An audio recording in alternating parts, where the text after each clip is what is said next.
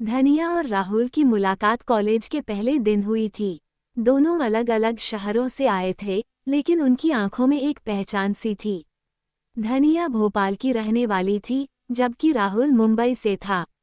College का पहला दिन हमेशा खास होता है, और उस दिन पूरा कैंपस नवयुवकों से खचाखच भरा था। धनिया और राहुल की क्लास भी साथ में थी। जब वे पहली बार मिले, राहुल की हंसी और धनिया की मासूमियत ने दोनों को एक दूसरे की ओर खींच लिया। पहले कुछ हफ्ते केवल पढ़ाई, पेशेवर बातें और सामान्य दोस्तों की तरह गुजरे। लेकिन धीरे धीरे उनके बीच की दीवारें गिरने लगीं। कॉलेज के प्रोजेक्ट्स में काम करते हुए वे दोनों अक्सर लाइब्रेरी में एक दूसरे से मिलते।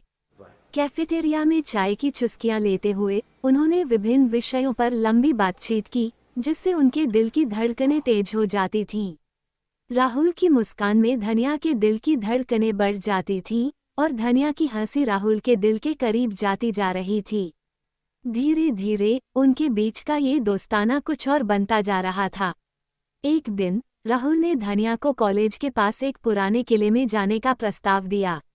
किला शहर से दूर एक पहाड़ी पर बसा था, जहां से पूरे शहर का नजारा अद्भुत दिखता था।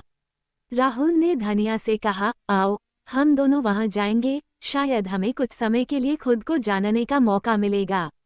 धनिया ने मुस्कुराते हुए हामी भर दी। अगले दिन वे दोनों किले की ओर निकल पड़े। वहां की ठंडी हवा और खूबसूरत नज़ारे उन्हें और करीब ले आए। किले की पुरानी दीवारों पर बैठे हुए राहुल ने धनिया से कहा, धनिया, मैंने तुम्हारे साथ जो वक्त बिताया है वो मेरे जीवन का सबसे खूबसूरत वक्त रहा है।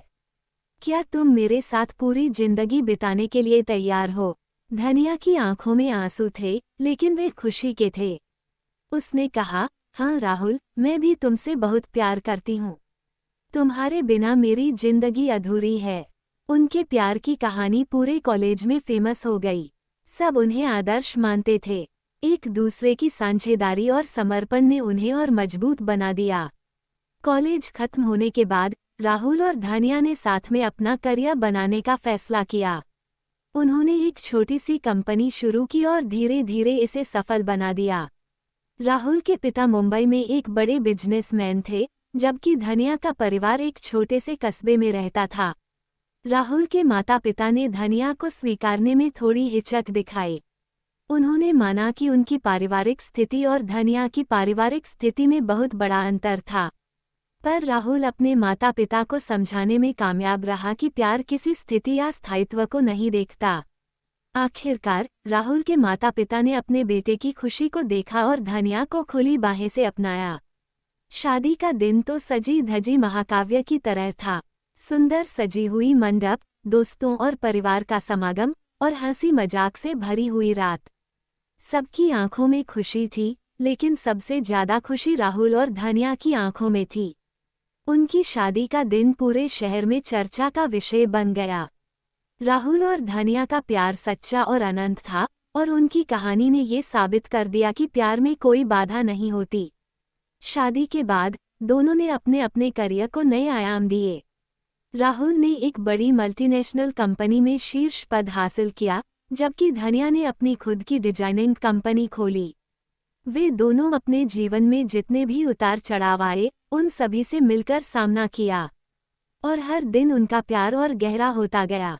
बिजनेस और पारिवारिक जिम्मेदारियों के बीच भी उन्होंने कभी अपने प्यार को कम नहीं होने दिया।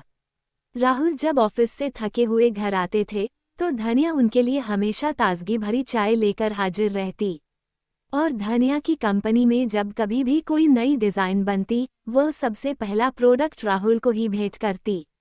एक बार उन्होंने एक खास जश्न मनाने का फैसला किया। उनकी शादी की 5वीं वर्षगांठ पर राहुल ने धनिया को उनकी कॉलेज के पास वाले पुराने किले में फिर से ले जाने का प्रस्ताव दिया। इस बार किला और भी खूबसूरत लग रहा था। राहुल ने पैसे खर्च करके उसी जगह एक छोटा सा डिनर अरेंज कराया था। डिनर के बाद राहुल ने धनिया से फिर एक बार वही सवाल पूछा, धनिया, क्या तुम मेरे साथ पूरी जिंदगी बिताने के लिए तैयार हो? और धनिया ने फिर वही जवाब दिया, हाँ राहुल, मैं भी तुमसे बहुत प्यार करती हूँ।